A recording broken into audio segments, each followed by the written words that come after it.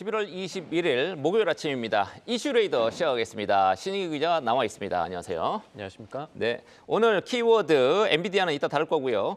하향으로만 나왔는데 여기 한국 경제 성장률 하향이겠죠. 어제 IMF 여기 한국 미션단이 방문을 했습니다. 하나생명, 연기금, HMM 순서로 보겠습니다. 첫 번째 이슈 지금 수출은 괜찮은데 내수 부진 계속 얘기가 나오고 있습니다. IMF의 한국 거시경제 또 금융이라든지 여러 가지 이제 점검하는 대표단이 한국에 와서 기자회견을 했죠. 예, 어떻게 내용들 좀 나왔습니까? 살펴보면은 올해 우리나라의 경제 성장률 전망치가 지난달이었습니다. 이때는 2.5% 할 거라고 봤었는데 0.3%포인트 낮춰 잡았습니다. 2.2%로 하향 조정을 했고요.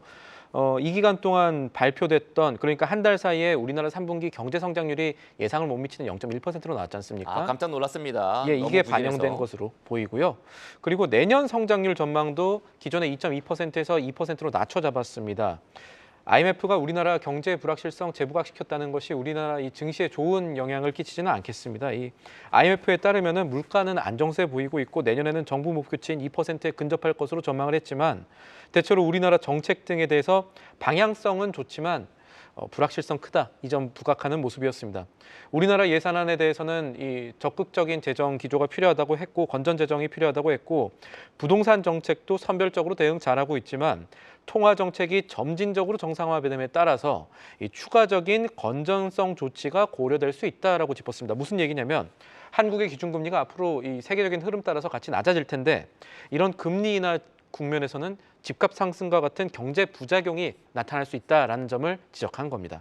그게 문제예요. 지금 내수 부진인데 금리 더 낮춰야 되는데 집값 불안 때문에 우리 이창용 총재 여러 번 이제 불안감을 토로했습니다. 집값 불안 때문에 금리 팍팍 못 낮추겠다라는 점을 강하게 시사를 했는데 일단 다음 주입니다, 여러분. 우리 통화정책회의가 다음 주에 열리고 다음 주 28일입니다. 목요일이죠. 예. 28일에 기준금리를 지금으로서는 시장에서는 동결 예상을 많이 하죠.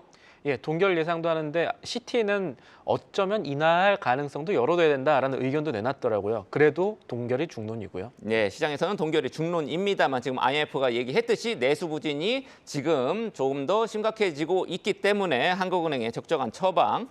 근데 요즘에 또 원달러 환율이 막 뛰고 있어가지고 그게 불안해서 또 일하는데 또 애로가 있을 것 같긴 합니다.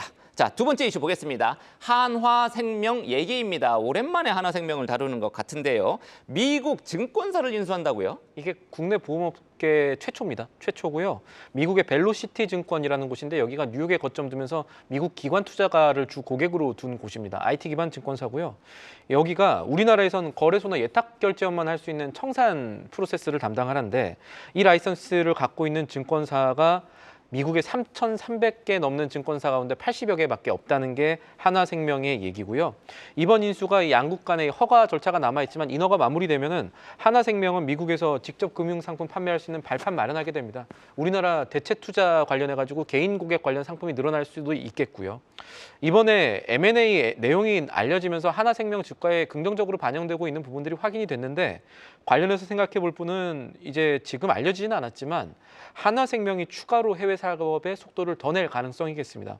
김순현 하나그룹 회장의 차남이죠. 김동원 사장이 하나생명의 CGO, 그러니까 최고 글로벌 책임자로 부임한 이후에 지난 4월에 인도네시아 은행업에 또 보험업계 최초로 진출하기도 했고 해외 진출 움직임이 현재 진행형일 수 있다는 점은 투자 측면에서 참고하실 부분이겠습니다. 네, 어제 주가도 2% 넘게 뛰긴 했네요. 지금 하나생명, 그러니까 하나그룹의 금융 쪽은 이제 차남이 가져가는 것 같아요. 김동원 사장이 지금 하고 있는 것 같은데 금융이 알게 모르게 좀 괜찮은 것 같습니다. 메리츠금융이라든지 한국투자금융 보면은 안정적으로 드러나지는 않지만 우리는 워낙 규제와 라이선스 요 비즈니스니까 뭐 그런 것 같습니다.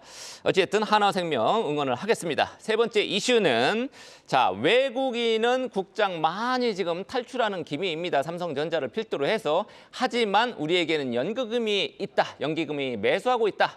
예, 어떤 내용입니까? CG로 간단하게 살펴보시죠. 미국 대선에서 도널드 트럼프 공화당 후보가 승리를 확정한 이후에 지난 6일부터 이달 19일까지 10여 일간 데이터를 추적해 봤습니다. 연기금이 유가증권 시장 코스피에서 1조 1,560억 원어치 순매수를 했는데 같은 기간 외국인이 2조 천억 원 정도 매도한 거랑은 전반대 흐름 보인 거죠. 개인의 순매수 규모보다도 연기금이 담은 게 많습니다. 이 기간 동안 연기금이 집중적으로 담아들인 종목이 일명 초대형주입니다. 삼성전자, 네이버, LG에너지솔루션, 현대차, 삼성바이오로직스와 같은 초대형주가 이 포트폴리오에 담겼습니다. 네, 요즘 또 네이버가 주가가 좀 슬금슬금 올라가고 있죠. 증권가에서는 어떻게 해석하고 있습니까? 일단 연기금의 순매수 데이터 보면은 유가증권 시장에서 10여일 동안에 매입한 금액, 순매수 금액 가운데 절반 이상이 아까 말씀드렸던 5개 종목에 집중이 돼 있습니다. 저평가 대형주 중심으로 이 저점 매수가 이루어진 것 아니냐라는 분석들이 시장의 한편에서 나오고요.